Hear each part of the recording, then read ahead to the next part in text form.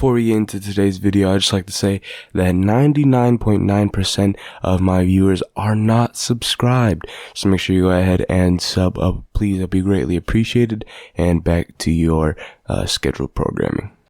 Hello everyone, and welcome back to another video on the Sports Stories podcast. I'm your host, Seiji McSwain, and for today's video, I'm going to be going over my NBA awards or NBA honors predictions. Since we're about halfway through, and the trade deadline is coming up, I thought I might as well just say some of my predictions for the award winners. It's been a pretty eventful season so far, and without further ado, let's go right into it. Now, first starting off with the Executive of the Year, I'm going to be giving it to Koby Altman of the Cleveland Cavaliers. Now, end of the year honors are never easy to forecast, and that goes double for the two that are given to non-players. However, there are a few crumbs of unofficial standards for the titles of Executive and Coach of the Year. Leading the league in winning percentage or substantially exceeding expectations undoubtedly helps with the former. For the latter, placing first or close to first within a year or two of any significant acquisitions can put you in the running. West, as well as Bruce Brown and Kentavious Caldwell-Pope, have both appeared to be good fits. His case will be strengthened if Denver can eventually improve its defense, which is the primary reason those two wings are acquired in the first place. Even if the Nuggets pull it off, those are more speculative moves. Tim Connolly, who is now with the Minnesota Timberwolves, acquired Denver's stars.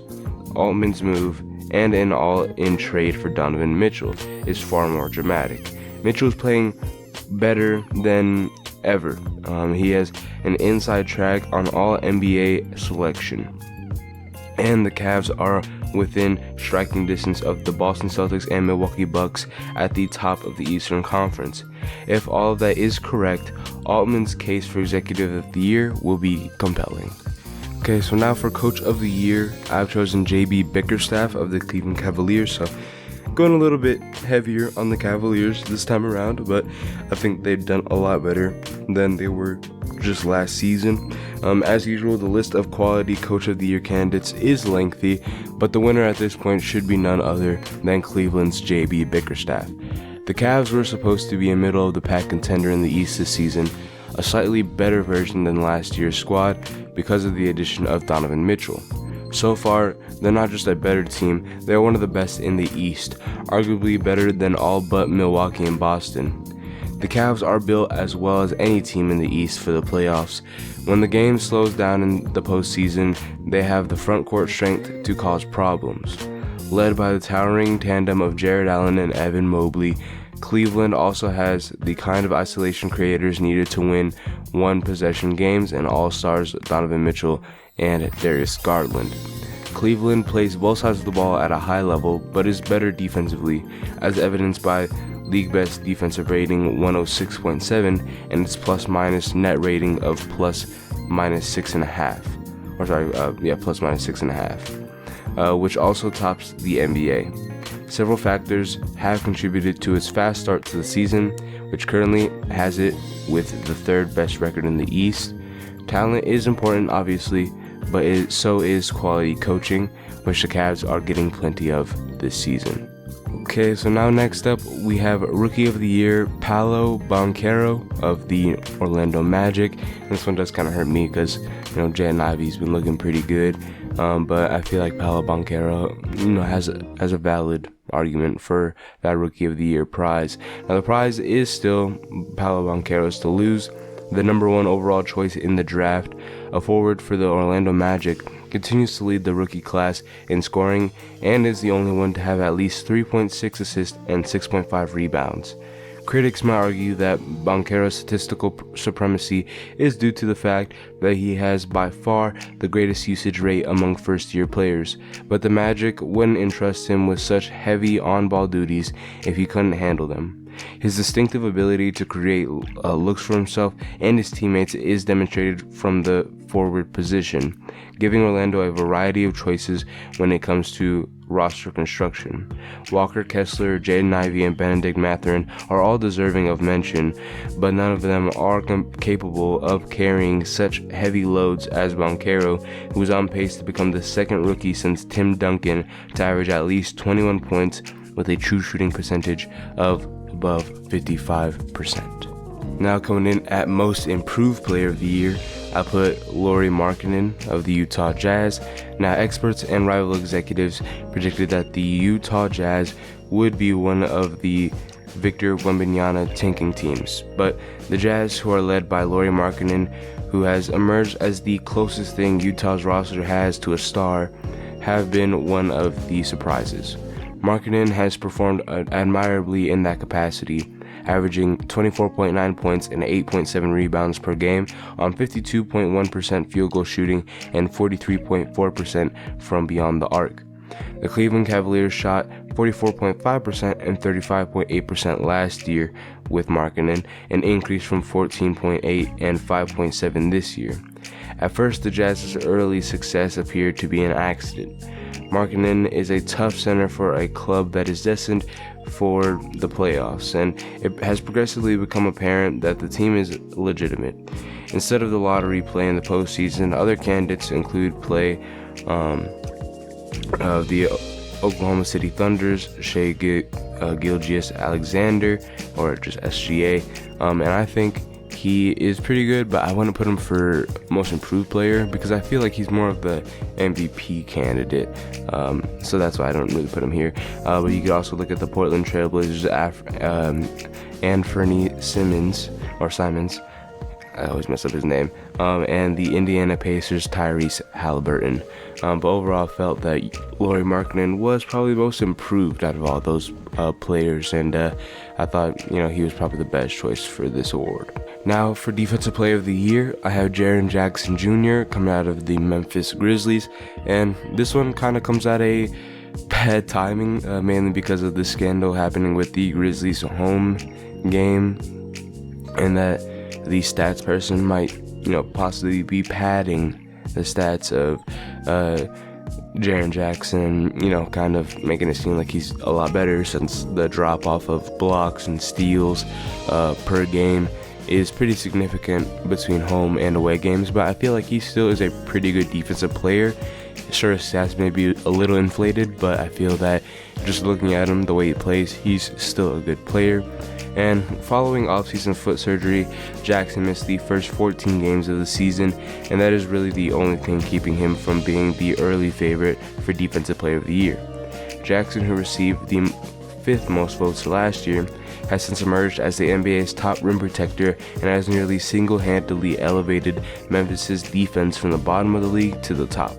Prior to Jackson's debut, the Grizzlies' defense was ranked 21st, but ever since he came back, they have moved up to 2nd in the NBA. He has the ideal ratio of strength, speed, and size, and he leaps with perfect timing. Jackson can switch with ease and snare perimeter guys who are smaller than him. Jackson is limiting opponents to 43.2% shooting at the basket, easily the best mark in the NBA, and far ahead of other notable rim protectors such as Rudy Gobert, Anthony Davis, and Brook Lopez. The only possible counter-argument against Jackson is his time on the court thus far. However, as the season progresses, this will no longer be an issue. Coming in at 6th Man of the Year, I have Russell Westbrook of the Los Angeles Lakers, and there's a possibility that he does get traded soon, but as of right now, I do still have him as being the 6th Man of the Year, with the Lakers. But although Russell Westbrook's time with the Los Angeles Lakers has been turbulent, Coach Darvin Ham has discovered the optimum position for him to play off the bench. Even with Anthony Davis's foot ailment, the Lakers are still trying to establish their footing in the Western Conference. Nevertheless, as a $47.1 million 6th man, Westbrook has been a dependable, consistent force for the club. For a former NBA Most Valuable Player, the sacrifice wasn't easy. but Westbrook voluntarily embraced his responsibility. He's averaging 15.7 points, 7.6 assists, and 6.3 rebounds while playing a career-low 28.8 minutes per game. The Lakers might not have enough victories to get to the postseason, but Westbrook ought to win handily. The one catch is that Los Angeles Westbrook could still be moved before the trade deadline. Jordan Poole of the Golden State Warriors, Malcolm Brogdon of the Boston Celtics, and Indiana Pacers rookie Benedict Mathurin are all viable options for the Sixth Man of the Year award, but I felt that Russell Westbrook was probably the best, because of the change that the team had once he was moved down to the bench, and he was coming off the bench. The team did way better. I think Benedict Mathurin still has a lot more to prove. Jordan Poole has done a lot, but I felt that his position with the team isn't as important as Russell Westbrook coming off the bench, in my opinion, for the Lakers. So I have Russell Westbrook coming off the bench to win Sixth Man Player of the Year. Now, next up, we have the Clutch Player of the Year, which is a new award, I believe, which is going to be called the Michael Jordan Award. And I'm going to be giving this one to Kevin Durant of the Brooklyn Nets. Now, there's practically nothing to base this award on. The Jerry West trophy will be given to the, I guess it's Jerry West. I thought it was Michael Jordan. I'm not really sure. To the Clutch Player of the Year for the first time in league history for the 2022-23 season. Though it isn't too difficult to outline a few crucial signs for picking the winner, volume should undoubtedly be considered. Additionally, Shai Gilgeous-Alexander currently has the most points scored in the clutch in the league. It goes without saying that the Oklahoma City Thunder have a negative plus-minus in crucial situations. That and a record below 500 will make it difficult for him to prevail, and that gets us to a different point of consideration. Teamwork is most likely required. With the exception of Rookie of the Year, winning almost always increases a player's chances of winning an award. It can even help you win Rookie of the Year in some years. Clutching and winning frequently go hand in hand, and this trend should continue for this award. Finally, efficiency must be considered. One or two big shots on national TV may generate some attention, but if the same player who hit those shots is ice cold in other crucial moments, he probably shouldn't win. Kevin Durant is currently passing all of the above tests. Durant averages 29.7 points, 3.8 three-pointers, and 1.5 blocks per 75 possessions, while shooting 55.9% from the field and 37.6% from three during his crucial minutes. By the time voting for this award begins, it is reasonable to assume that his numbers will stay about the level given in his career history. Now, next up, coming in for MVP, I have Luka Doncic of the Dallas Mavericks. Now, there is a widespread belief that an MVP winner cannot come from a mediocre team, and some clearly believe we've gone too far in the direction of rewarding Superstar X for having shaky supporting territory. These are valid concerns, but this selection will not make them feel better.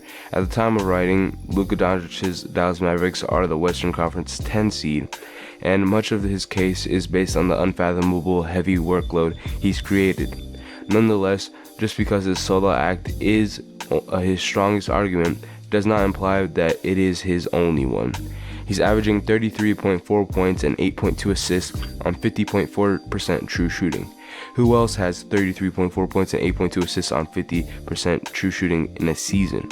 Michael Jordan played in 1988 to 89. It'd be one of them. Consider whether Doncic's statistics serve futility or whether they facilitated it on purpose. Not at all. According to Clean the Glass, the Mavs outscored their opponents by 4.8 points for every 100 possessions while Doncic is on the court. That almost equates to the New Orleans Pelicans' current fourth best net rating in the league. This notion that Dallas is somehow constrained by Doncic's need to play for a significant role seems misguided. The argument is valid if the Mavs are attempting to use him in various ways and that he is either falling or objecting to it. That is not what is taking place. So therefore, I believe that he does deserve MVP for this season. And that'll be all for today's video. Thank you all for watching and listening all the way through. And make sure you go ahead and subscribe, leave a comment, and share with anybody that you may think would like this video. And I think next week's video is gonna be pretty good. I'm gonna be tier list of I'm gonna be making a tier list of like the past like 10 Super Bowls, so hope you guys will stay tuned and watch that one next week in honor of the Super Bowl coming up on Sunday next week. So can't wait to do that one. But it's definitely going to be a fun video. Also just want to say kudos to all of you. I mean, the channel has just grown exponentially in my opinion. We've already eclipsed 200,000 total views on the channel in just like 4 days. I remember like 4 days ago it was like, oh yeah, you hit 70,000 views, and then now I look at it, it's like at 200,000. So I just can't thank you guys enough. The LeBron videos going off, subscribers just keep coming in. So make sure you go ahead and share more, I guess. You guys have done a lot for me so far, and I can't even express how appreciative I am of all you guys pushing out the content, and can't wait to make more for you guys. But thank you, have a good rest of your day, and have a good one.